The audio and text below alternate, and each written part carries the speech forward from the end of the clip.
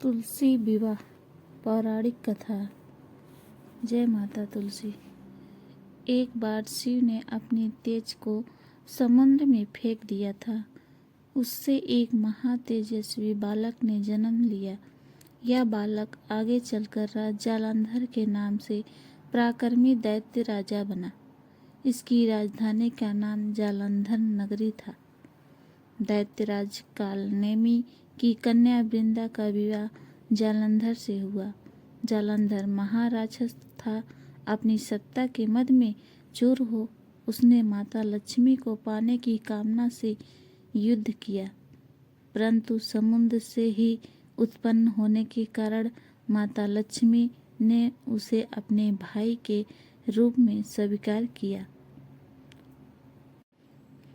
वहां से पराजित होकर वह देवी पार्वती को पाने की लालसा कैलाश पर्वत पर गया।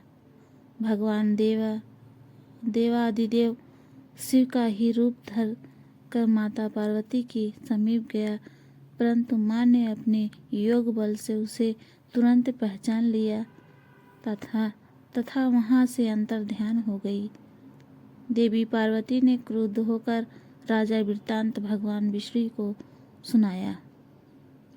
जालंधर की पत्नी वृंदा अत्यंत पतिव्रता स्त्री थी।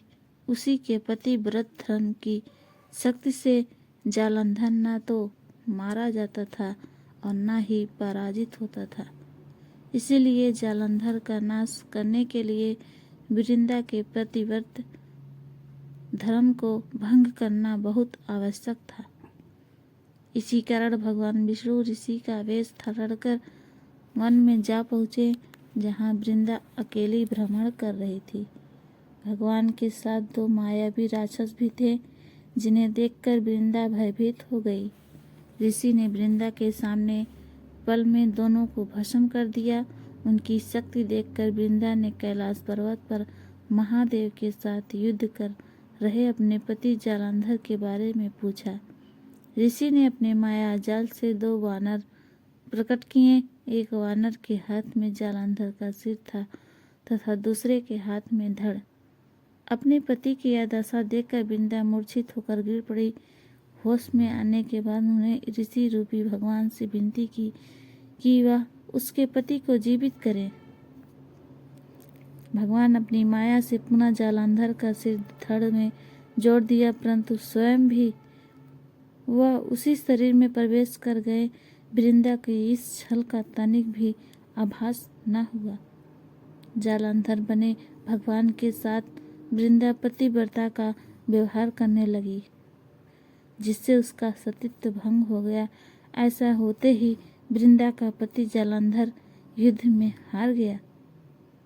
इस सारी लीला का जब वृंदा को पता चला तो उसने क्रुद्ध होकर भगवान विष्णु को हृदयहीन शिला होने का श्राप दे दिया।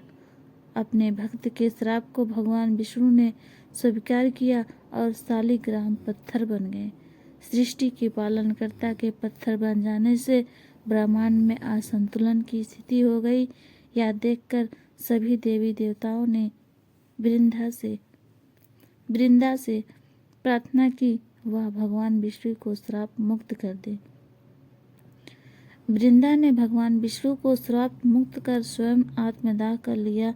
जहाँ वृंदा भस्म हुई वहाँ तुलसी का पौधा उगा। भगवान विष्णु ने वृंदा से कहा, हे वृंदा, तुम अपने सतीत्व के कारण मुझे लक्ष्मी से भी अधिक प्रिय हो गई हो। अब तुम तुलसी के रूप में सदा मेरे साथ रहोगी।